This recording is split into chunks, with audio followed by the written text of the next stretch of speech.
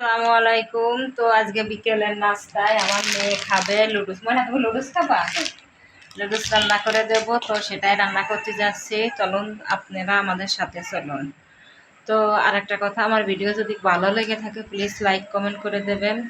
আপনাদের ভালোবাসা পেলে নতুন নতুন ভিডিও বানাতে উৎসাহিত হব। তো আমি এখন বিকালের নাস্তায় আমার মেয়েকে লুডুস রান্না করে দেবো। অবশ্য ঘরে ডিম নেই, তা কী করি, বৃষ্টি হচ্ছে আমার হালকা বাইরে। তো এখন ফ্রিজ থেকে কিছু চিকেন বের করে নিয়েছি, মুরগির মাংস, সেটা দিয়েই আজকে মনে হয় বিকালের নাস্তায় বানায় দেবো চিকেন। তো চলুন রান্না করে নিয়ে আসি। এরকম মেয়ে তো ভীষণই খুশি। তো মানে তুমি কিছু বলবা? বলো, কি খাবা? চিকেন?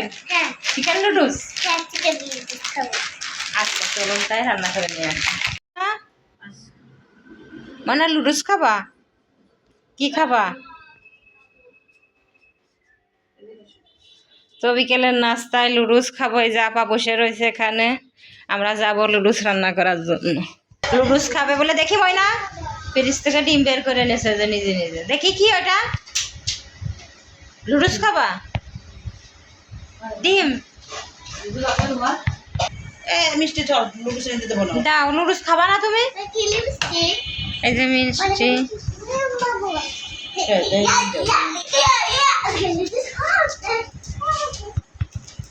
ওইটা দাও, ডিমটা দাও। দাও মনে ডিম দাও, ভেঙে যাবে, দাও ডিম দাও।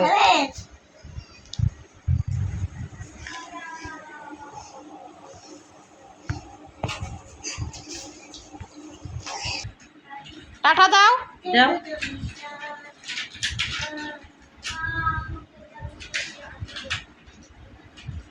পাগলা দেবে না, জিভে বের করে দাঁড়ায় রয়েছে। হ্যাঁ, রান্নাঘরে লুডুস রান্না করার জন্য চলে আসলাম।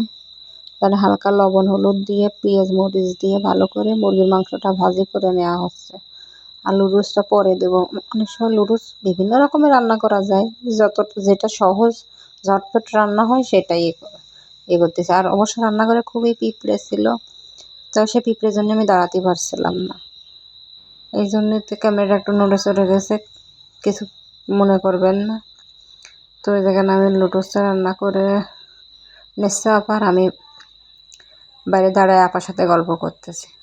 বাইরে অনেক নয়েজ, অনেক লোকজন ছিল, তাদের বিভিন্ন রকমের কথাবার্তা ছিল, তাই এই জন্য সেটা আর দিইনি। তো দেখতে থাকুন আমাদের লুডুস রান্না আর আমাদের সঙ্গে থাকুন।